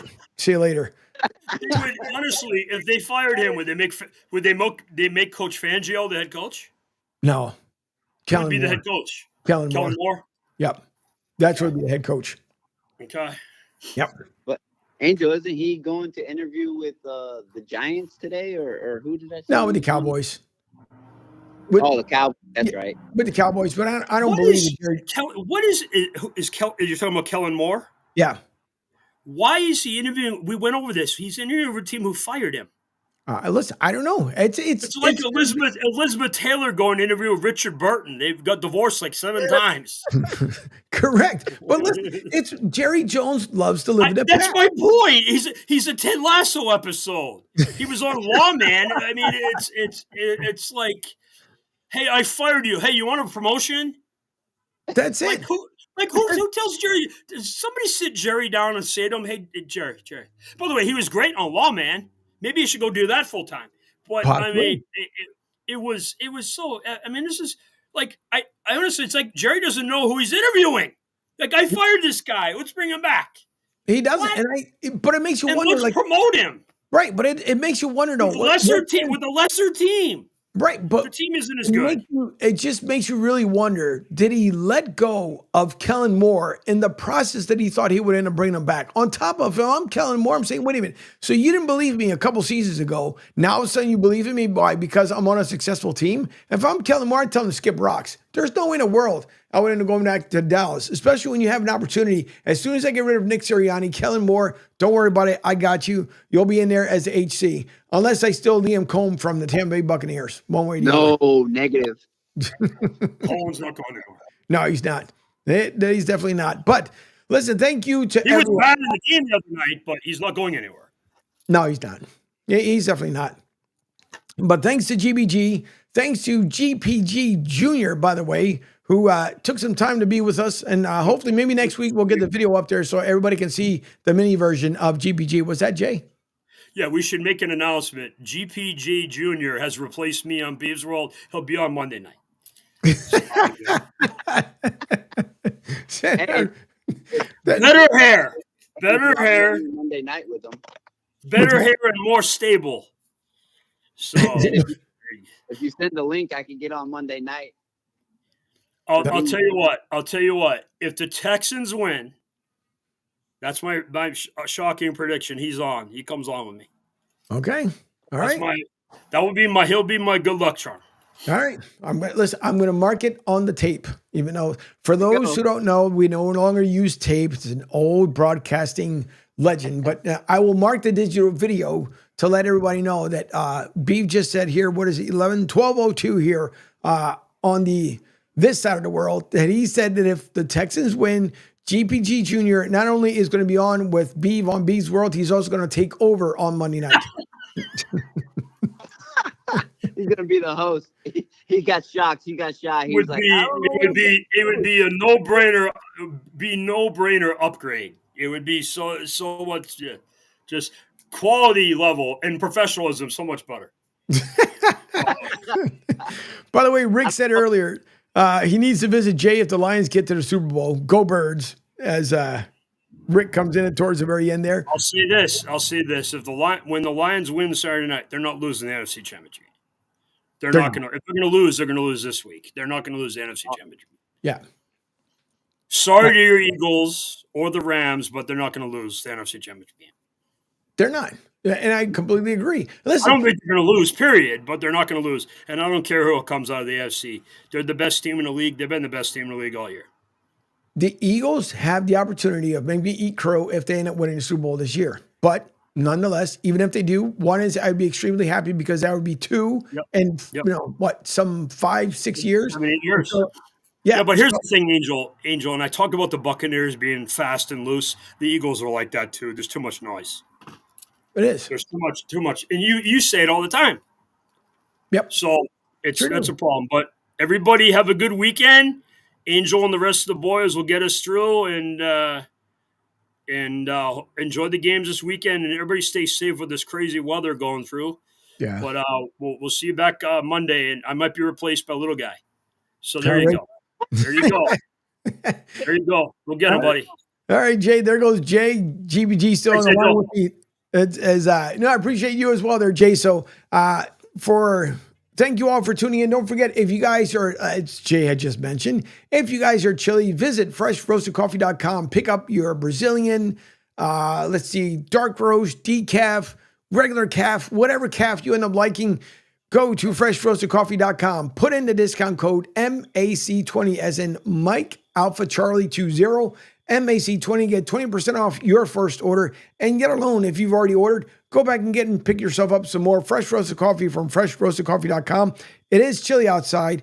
Warm yourself up with some fresh roasted coffee from our good friends at freshroastedcoffee.com.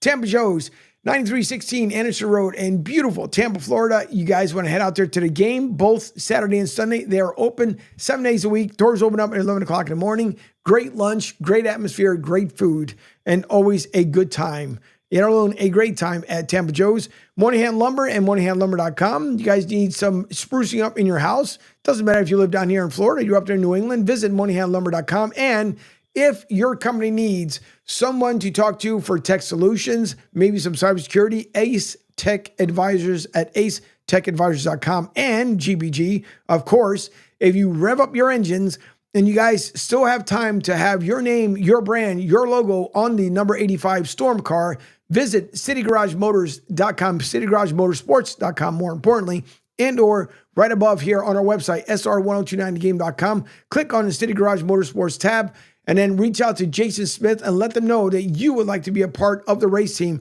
And it could be just for the Daytona race, but more importantly, you can also be out there for the rest of the ARCA Menard series that is only now about less than 30 days at this point. We've got about 29 days of some change here before it goes on. But GPG, thank you for taking the time for coming on with us and hanging on. Not only that, but thanks for GPG Jr. to come on the show with us. Oh yeah, for sure. He gets excited, Angel, when after we do the show live and then we come back and I play it for him, and he gets all excited. He thinks I'm a celebrity or something. I don't know. Well, listen, now but yeah, well, now he gets the opportunity to hear himself on the playback. So yeah, not only he can see the video, but then he'll be able to hear the audio replay a little bit later on. So yeah, listen, the first time for him to be on the radio, what good place to do so at the Coastal Sports Network. Of course, this is the only station that you could do it because we are the best. That's true. That is 100% true. Thank you also to Gabriel Blinder for coming on earlier on with the Critical Talent Agency, as you guys see up there on the screen right now. So thanks to Gabriel taking out some time. I know he's always crazy busy. We appreciate it. Coming up later on this afternoon, it is my hermano, The Drive with Q from 4 to 6 p.m. to close out the show week here at the Coastal Sports Network. But starting your Monday morning off, as Rick says, I'm already a fan of GBG Jr. already. So see, you got one fan. Two, I'm pretty sure there'll be other people to reach out afterwards. But starting off your Monday morning will be the Pete Shepard Show from 7 to 10 a.m., followed by Martinez Company here Monday, Wednesday, and Friday. Yours truly, Angel Martinez, myself, GBG, who joins me on the phone as well, normally on Monday, Wednesday, and Friday. Then you have The Drive with Q from 4 to 6 p.m., B's World from 6 to 7:30. B just signed off with us as he is off to work. He's also on Wednesdays as well. And then Lloyd Vance's Insider Football will be back on Monday from 8 to about 9:15. And then Wednesdays is Talking Hoops from 8 to 9 p.m. So thank you all. Have yourselves a great weekend. GPG, be safe out there. Make sure you tune into the games. And I'm pretty sure we'll be going back and forth on the text thread. Oh yeah, I'm definitely gonna watch the Lions and the Texans, so I can get GPG Jr. a little set up for the Monday show. Yeah, he's gonna be. So remember, GBG Jr. Beef said if the Texans end up winning, you get to take over the show on Monday. All right. All right. I think it'd be Sonic the Hedgehog. Just so everybody. There you go. That would be good. All right, to everybody else, enjoy the rest of your weekend. Don't forget the divisional playoff games. And also, by the way, if you have not purchased your tickets yet for the Arena Football 1 League, the Orlando Predators ticket sales will be coming up shortly. The season kicks off in March. Season opener at home against Albany. That's going to be a great matchup. So good luck to our Orlando Predators. Of course, I am your Spanish play-by-play broadcaster, and I will be showing the games live. And who knows, maybe GPG may join me on a live telecast. So you never know what ends up happening. So thanks to everyone. Enjoy your weekend. We'll talk to you soon. Go Birds. Go Bucks.